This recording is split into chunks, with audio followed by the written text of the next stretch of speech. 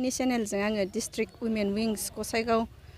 नि जानानै दिनै बे रायजो राजाखौ लानानै दिनै जोंनि उइमेन्स टीमफोरखौ लानानै जोङो दिनै बे 5 जुन इनभाइरनमेन्ट डेखौ जोङो दिनैहाय बाहाय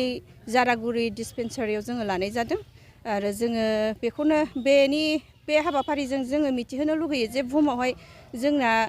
जोङो बिफांफोरखौ बहुद सेभ खालामनांगौ मानो होनबा बिफाङासो जोंनो अक्सिजेननि दरखार मानो होनबा दानि बे गरम बोथोराव जोङो without plant we can not save our life जोङो बेखौनो बे नोंथांमोननि चेनेलजों जोङो फोरमायबाय। बे हाबाफारिनि गेजेरजों नोंथांमोना फांबेसे बिफां गायनो हागोन? बे हाबाफारियाव जोङो खमैबाबो 500टाखौ जोङो गायबाय जाहाथे बेजों जोंनि इयुन जोलै नेक्स्ट जेनेरेशना जाहाथे फ्रेश एयारखौ जानो हायो आरो जोङो जाहाथे वर्ल्डखौहाय बे ग्लबेल वार्मिंनिफ्राय जोङो सेभ खालामनो हायो। जोंजोंहाय जोंखौ हेफाजाब होनाया जोंनि मानगोनां जोंनि जारागुरि हायार सेकेन्डारिनि हाकिम तालुकदार सार आरो लोगोसे जोंनि बे डिस्पेन्सारिनि एसि डेका सार डक्टर आरो लोगोसे जोंनिनो बे जमदुवार समस्तिनिनो भाइस चेयारमेन TCLC सार आरो जोंनो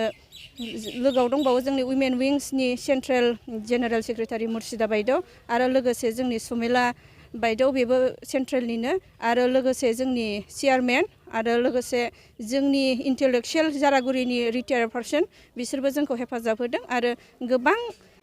लकेल जोंनि मानगोनां मानाव बिदा बिफा जानाय गासिबो जोंखौ दिनै बे हाबाफारियाव हेफाजाब होदों।